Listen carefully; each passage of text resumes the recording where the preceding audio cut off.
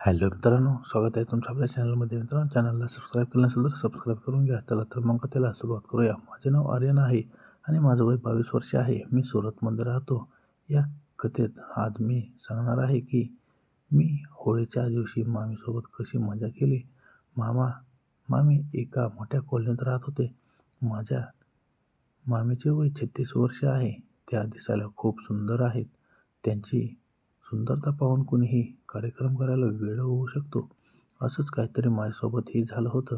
माझे नशीब चांगले होते की ह्या होळीत माझे हे स्वप्न पूर्ण झाले. होळीच्या दिवशी मी मामाच्या घरी गेलो होतो.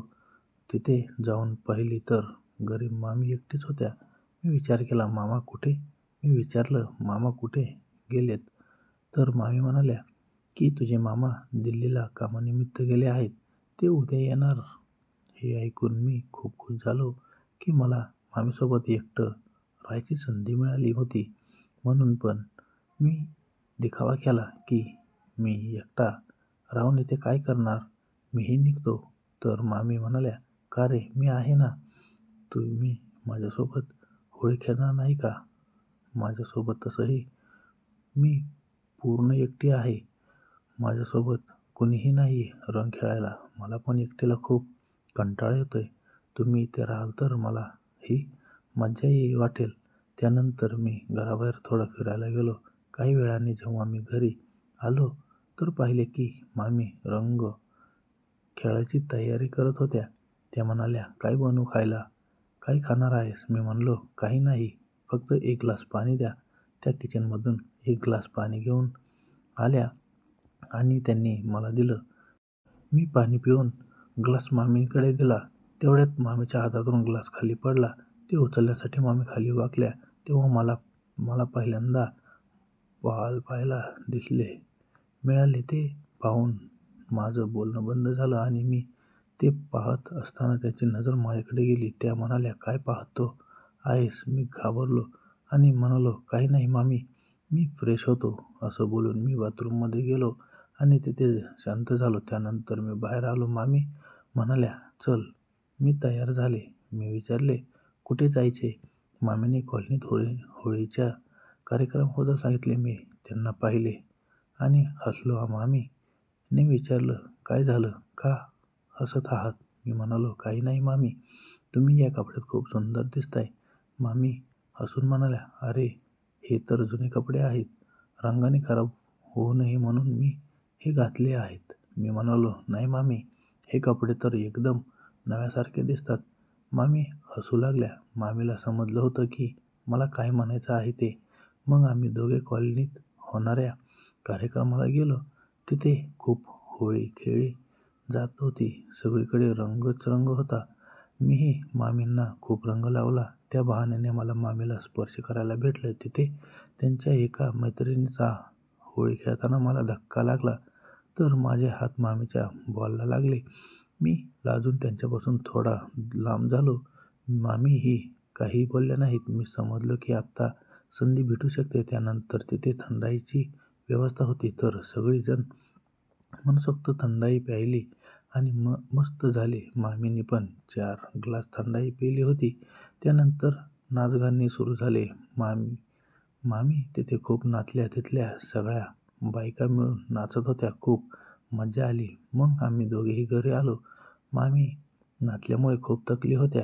त्या येताच जमिनीवर झोपल्या. त्यांना थंडाई जास्त झाली होती. काही वेळाने मामी उठून बाथरूममध्ये गेल्या आणि फ्रेश होऊन थोड्या वेळाने बाहेर आल्या. मी म्हणालो, मामी, तुम्हाला जास्त झाली आहे? मामी म्हणाल्या, नाही रे. मी म्हणालो, मामी, मला माहीत आहे. मामी म्हणाल्या, चल आधी जेवण करूया, मला खूप भूक लागली आहे. मी विचार केला की आज मामी मूडमध्ये आहेत. पाहतो की कुठपर्यंत जमतंय. मग आम्ही जेवण करून झोपायला निघालो. आम्ही दोघे मामीच्या खोलीत आलो तेव्हा रात्रीचे 11:45 वाजले होते. पण मला झोप येत नव्हती. साधारण 1 वाजता मी पाहिलं की मामी गाढ झोपी गेल्या होत्या. त्या खूप थकलेल्या होत्या. माझ्या मनात विचित्र काम करण्याचे विचार येत होते.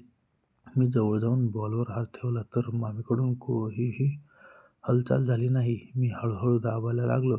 आत्ताही काही हालचाल नाही. तर मी समजलं की मामी झोपल्या आहेत. मामी जरा ही हलल्या नाहीत आणि ते दाबतानाही मामी थोडीही हालचाल केली नाही. मामी बेशुद्ध झोपल्या होत्या. इकडे माझी अवस्था वाईट होत होती, कारण मलाही जास्तच झाली होती.